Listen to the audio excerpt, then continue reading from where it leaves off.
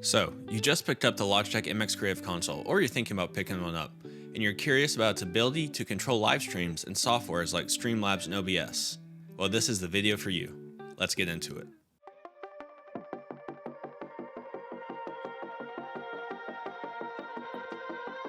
The MX Creative Console is designed for productivity with its integration with Adobe apps, but you can download other plugins to broaden its functionality. If you're interested in live streaming or recording videos from your computer, you probably use something like Streamlabs or OBS. The Logitech MX Creative Console has plugins for both. Let's start by opening the Logi Options app and going to our Creative Console.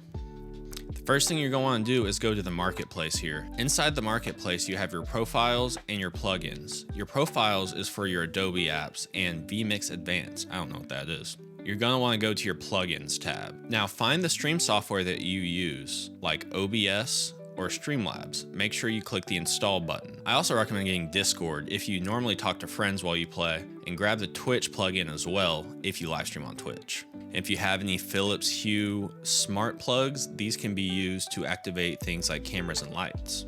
But anyways, let's just grab Streamlabs or OBS, depending on what you're using, Discord and Twitch, and let's get out of the marketplace. You can close that. So what you're going to do is make a new profile for an application.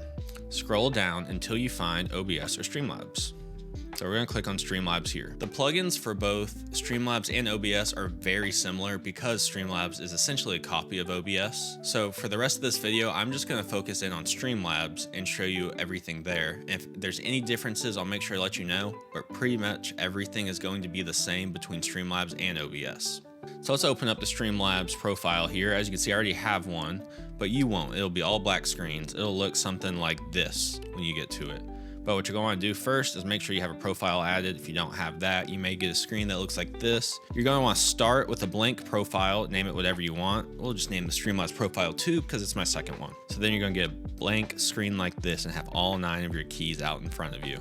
Now we're going to be building this on the Streamlabs profile, but know that this page will only be up when you are actively focused on Streamlabs or OBS. On my default general profile, I have copies of my streaming pages. I'll show you what all these buttons do later. As you can see, they're not all connected, but I have copies on my default profile so that even if I'm focused on a game or focused on Google Chrome, I can still always get to my streaming functions. But let's finish building this out in the Streamlabs profile, and I just recommend you build out the exact same pages in your default profile, just for security. When you get to this page here, is press the All Actions button and go down to Streamlabs, or OBS if you're using OBS. As you can see, it's not connected. The reason why is you have to have the app open. So what we're going to go ahead and do now is open Streamlabs.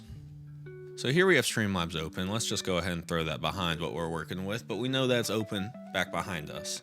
As you can see, I already have my Streamlabs set up with my different scenes, Xbox, PC, starting soon, ending. We're currently on ending because the last thing I did was end a stream. So we're just going to leave it over there right now. So first, let's just go over what all these different things do.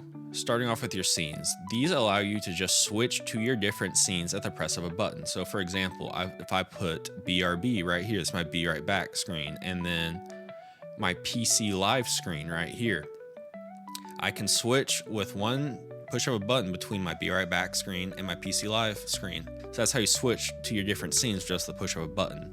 All right, so now we get into our sources tab. This is where you can essentially just toggle on or off your different sources in your different scenes. So for example, let's go to my PC live scene, because that's my most used scene. That's where I spend most of my time, and most of my sources going into it are. We can grab something like camera. See, it says toggle source camera of PC live on or off. We can take that and throw it over here. And now what that's going to allow us to do is toggle our camera on or off. I have one just like that set up for my Discord profile, and all I have to do is take this finger here, press down here, and my camera's gone, just like that. We can go camera on, camera off, camera on, camera off, camera on, camera off. So that's what your sources tab does. Let's go ahead and remove this for now. Next, we have our audio sources. This is, as you can see, general audio. You're gonna want your things like your main mic. I run through a Focusrite Scarlett, so we can both toggle mute right here, or we can adjust the level going into Streamlabs for that microphone. As you can see, it's muted, so we would need to unmute it before recording.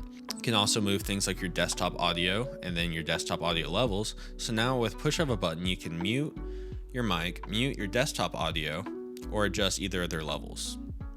So that's your general audio. But what you can also do is let's go back to my PC live scene and take something like Discord. I have an application audio capture going into this scene to capture my Discord channel so that I don't have to run desktop audio. I don't like doing desktop audio because what if I want to be listening to something that I don't want chat to hear?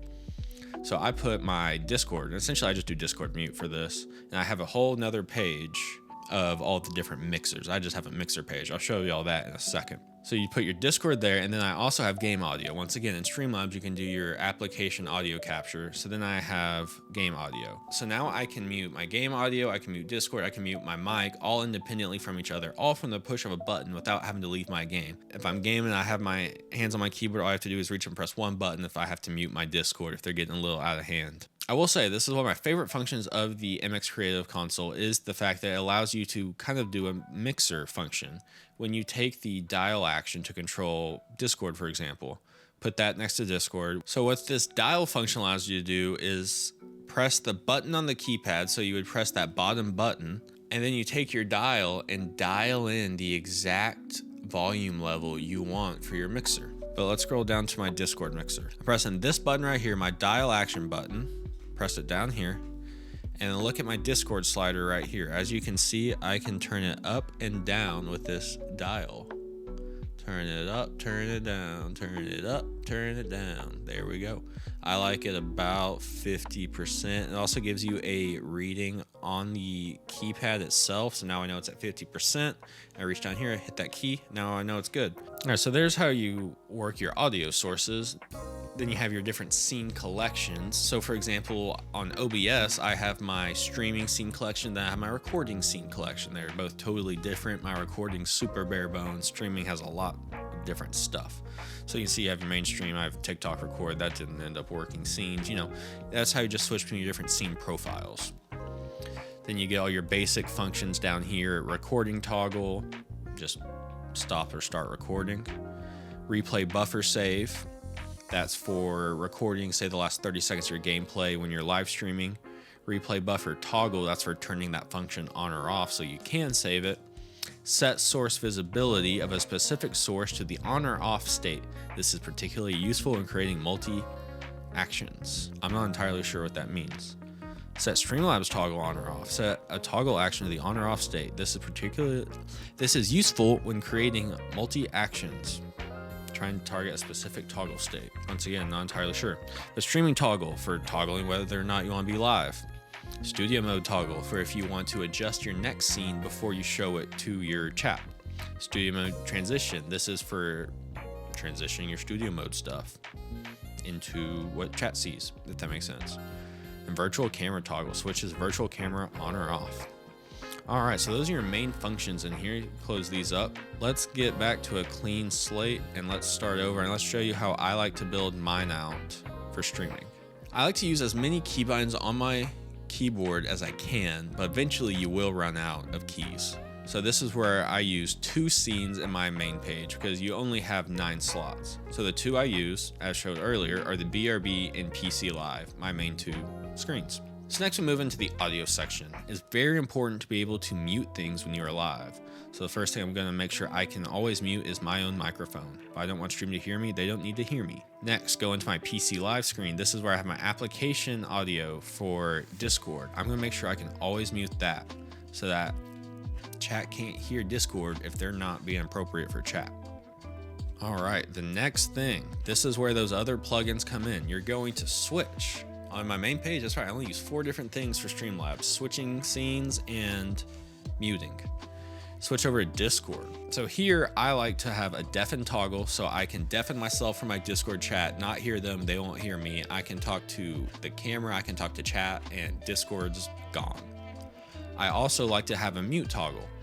That way I can just mute myself without them hearing me if I just want to talk to the camera real fast, but I still want to hear what they're saying. I also go ahead and grab my 2 most common voice channels, which would be my stream channel and then my buddy's channel that we typically hang out in. So there we go. We've got our 2 scenes up top, my 2 most used Discord channels, so I can switch between these 2 channels with just a push of a button. I like having these 2 buttons there because a lot of the times I have people in the 2 different Discords. I need to switch between them and see what's going on. And so this allows me to do it really fast without even having to leave my game. So you may be asking, why do you have 2 different controls for muting your mic and 2 different controls for not hearing Discord? I'll explain it to you. This is for muting my mic to stream so that stream cannot hear me, but I can still talk to Discord if I need to talk to them about something that can't go on the air. Or vice versa, if I need to talk to chat, talk to the camera, I can mute in Discord and not talk to Discord. Or I can mute both and talk to no one and just be alone and no one can hear me. So same thing down here, this is for muting Discord from stream. So if I don't want the stream or my recording to hear Discord, then I hit that and mute it, but I still hear it in my ears. The difference here is deafening. Obviously the stream won't be able to hear it and neither will I. It's totally gone, totally deaf.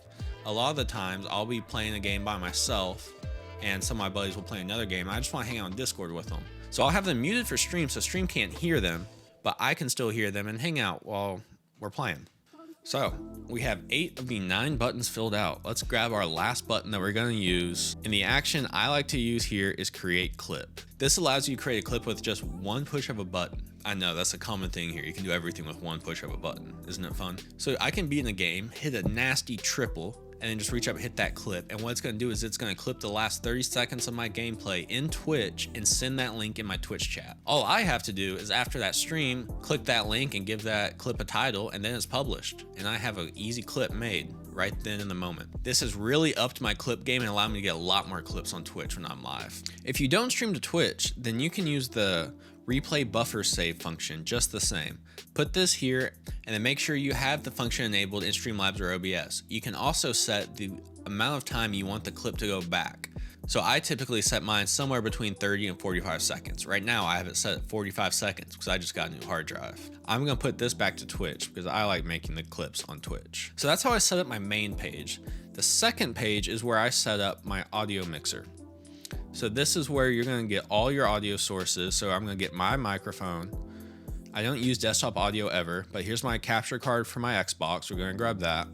We're gonna go to PC, we're gonna grab Discord, and we're gonna grab game audio. Yeah, that's essentially all the different mixers we have. We have my mic, we have my Xbox volume, we have game volume from my PC, and then we have Discord. These are the buttons that allow me to press them and then dial in the exact volume I want within my mixer. This is where I will also put the rest of my scenes because I only put my 2 most used scenes on the first page. So right here, I'll put full cam.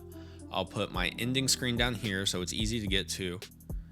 This is where I'll also put starting soon and my Xbox screen. I'll go ahead and throw Pokemon. So this is just essentially the rest of my stuff. We have my audio mixer up there, and then we have the rest of my scenes that I use over there. Now you may be asking, how come you don't have a streaming toggle button? Well, that's simple. I don't ever want to accidentally go live when I don't mean to. So I want that to be a dedicated click from my mouse over the button that I meant to do. That's why I don't put that there. But essentially, I believe if you have these 2 functions, these 2 pages set up on the MX Creative Console, you're in a good spot for live streaming on Streamlabs or OBS with Discord, and especially to Twitch. While the MX Creative Console is designed specifically for the Adobe apps, I think its use rivals the Stream Deck in functionality for live streaming and recording. The one big thing I wish that they would add is a way to change a specific app's volume, not just in your audio mixer for recording, but in your own ears. This is a huge thing that they didn't launch with and they're still missing out. What I mean by this is if I'm playing a game and that game's really loud and my Discord's really quiet, I can't necessarily turn my Discord up anymore, but I need to be able to turn my game volume down by itself so I can hear my Discord chat. Or vice versa. If I need to focus in on what my game is saying, I want to be able to turn down just Discord without turning down my whole system volume like this is mapped to. When you turn this, it turns down your whole system volume. I would like a way to select a key, say a Discord key, and then when I turn it down, it only turns down the output volume of Discord. Same thing with Google Chrome. Say, press with Google Chrome, it turns down only the output volume from Google Chrome. So my YouTube videos get quieter, stuff like that. And like, I know you can change the volumes individually within these apps and things, but I want to do it on this. This is why I bought it. If you're someone who does a lot of creative work and enjoys streaming, I think the MX Creative Console fills both roles perfectly. If you're interested in picking one up, I have an Amazon link in the description. A small percentage does kick back to help support the channel so I can make more videos just like this. I've been very happy with the performance of this product for streaming, and with a few software tweaks and app upgrades, I think Logitech can make this thing even better. Let me know what you think. Is this better than a Stream Deck for streaming? Let me know what piece of streaming gear you want me to cover next. Until then, keep being cordial. I'll see you in the next one.